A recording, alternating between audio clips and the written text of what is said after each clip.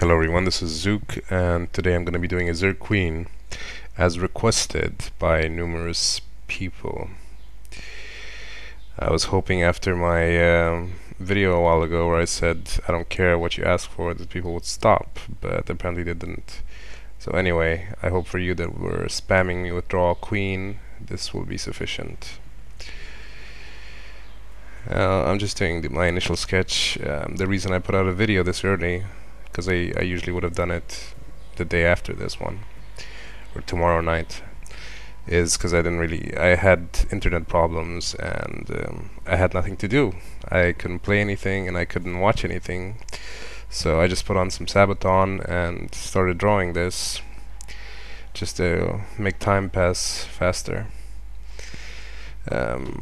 I went about this drawing in a different manner than usual, mainly because it has so many small details, like thin limbs and very tiny fangs and narrow textures on its stomach and limbs, etc. So I used a 4B pencil, and the way I did it was extremely light strokes on the paper, like barely touching it, and in time that's why I used paper as well, because with vellum this wouldn't have worked as well. In time, sort of a pattern builds up, and then I can work from there and make for a nice texture. And right now I'm doing the head. As you can see, it already looks kind of good because I used very light penciling and just built it up gradually to something that looks random and cool at the same time. I'm just finishing the head right now. I wasn't very pleased with my previous video. That's also a reason why I made this one with the Chaos Marine. I mean, it was okay, but it wasn't the way I wanted it to, and I received a lot of critique on it, which I don't mind, by the way, for the people out there that think that I'm some sort of cocky I am a cocky retard, but I'm not the kind that would say no to constructive criticism.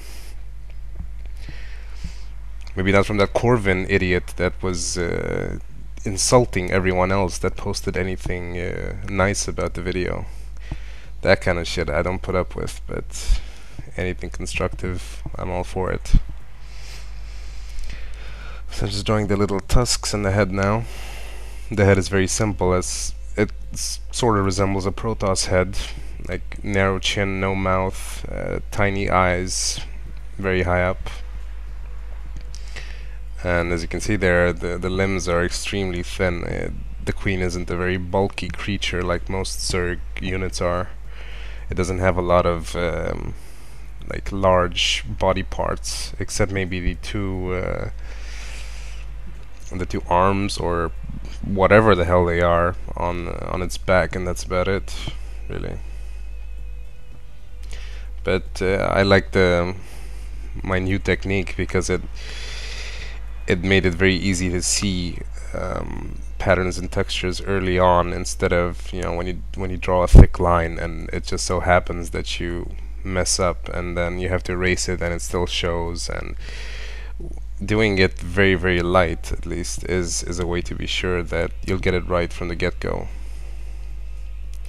And that does not equal to the light sketch, obviously. This is like pure shading that I'm talking about.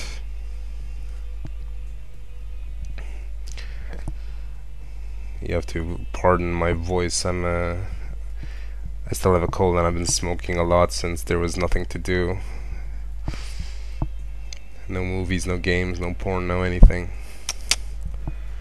It's not very cool. So now I'm just detailing the is there a name for those limbs?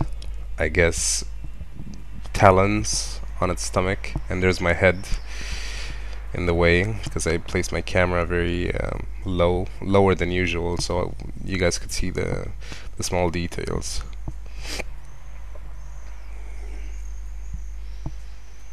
The chest is very this creature reminds me of Alien, the Alien Mother, if you've ever seen the movie.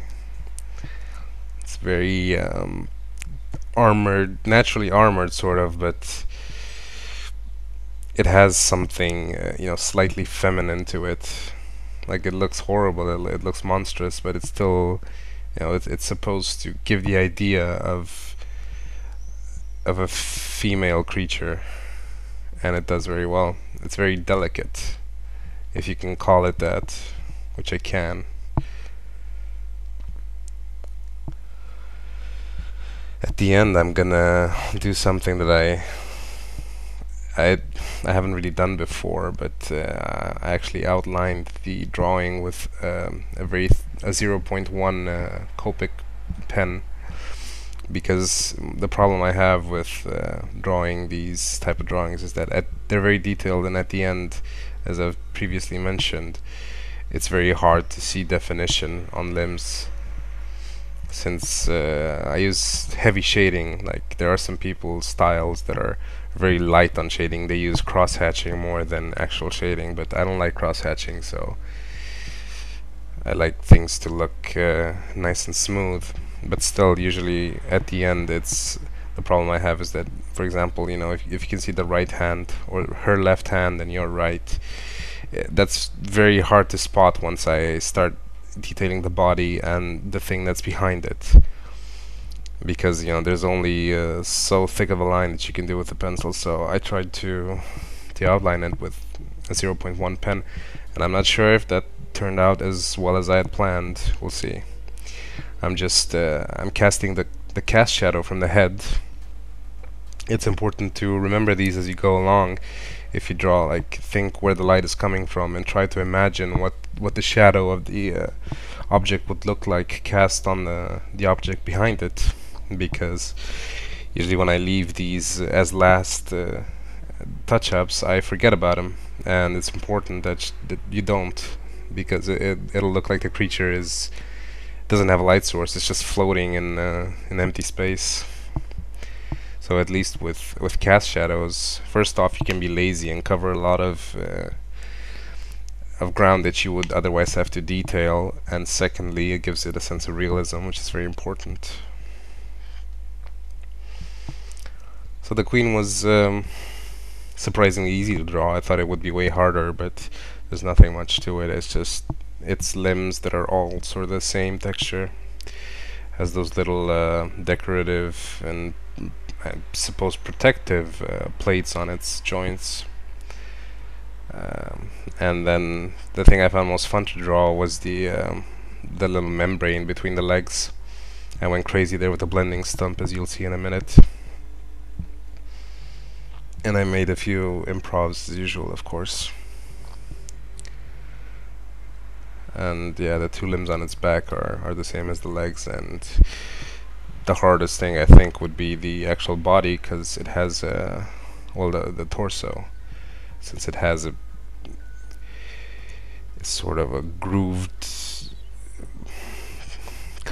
not concentric, what am I talking about? I don't know what the word for it is. Hell, it doesn't matter. Just a lot of basically rings that are bent at the sternum line.